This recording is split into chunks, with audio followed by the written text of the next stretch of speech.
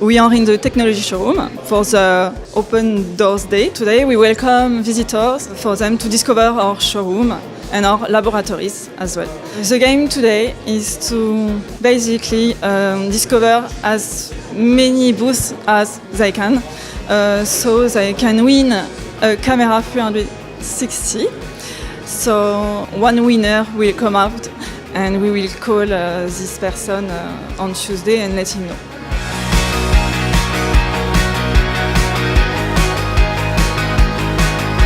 So typically when you have a flood unfolding somewhere in the world, there are many satellites acquiring data from these events, and we try to interpret these images to find out where water has been, what is the soil moisture, and we use this information then to help the teams organizing the relief actions to better organize their efforts. Like the Laos case has been very much in the media in the last months, because there was this dam break and very quickly the situation became very dramatic over there, and they wanted to have very quickly the information what areas have been flooded. So we used quickly the images acquired by ESA and interpreted those to tell the people on the ground what areas have been flooded.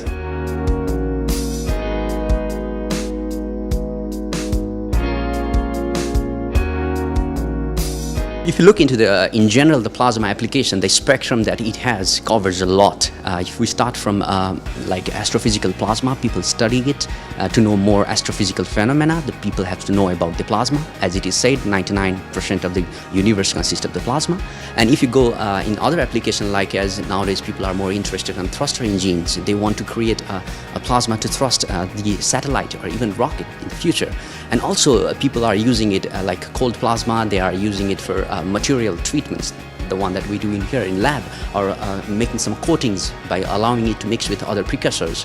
And also they are using cold plasma very recently in the biomedical applications. They are treating tumor cells, they are treating bacterial infected places, and they are also sterilizing the equipments with the plasma. It has got a huge spectrum.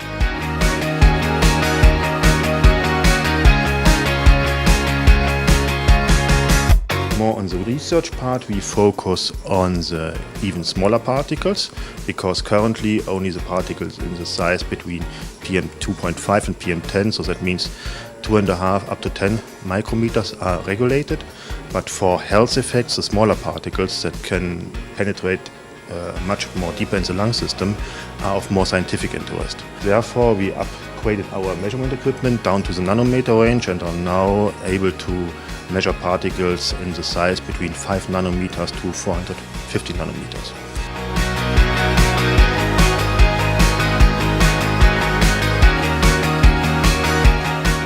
Yes, the idea is to have the possibility to explain some of the technologies we are developing here, and as we are IT oriented, it's almost by screens interaction between all the devices you can find on the booth.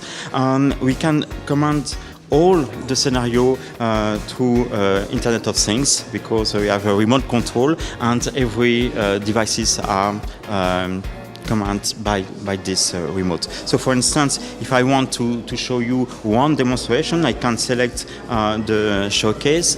For instance, here I will show you some beam demonstrations, and you can see on the screen here I will select the different movies and also the application. For instance, we can navigate here in the beam in the buildings. You can see different views, and you can, for instance, see where you are in the showroom now, and you can navigate and see some information. It's one of the demonstration, but you have several demonstrations to showcase.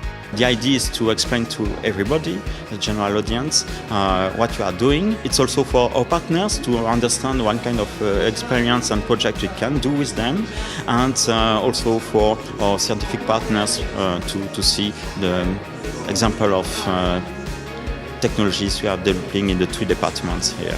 So everybody is, of course, welcome.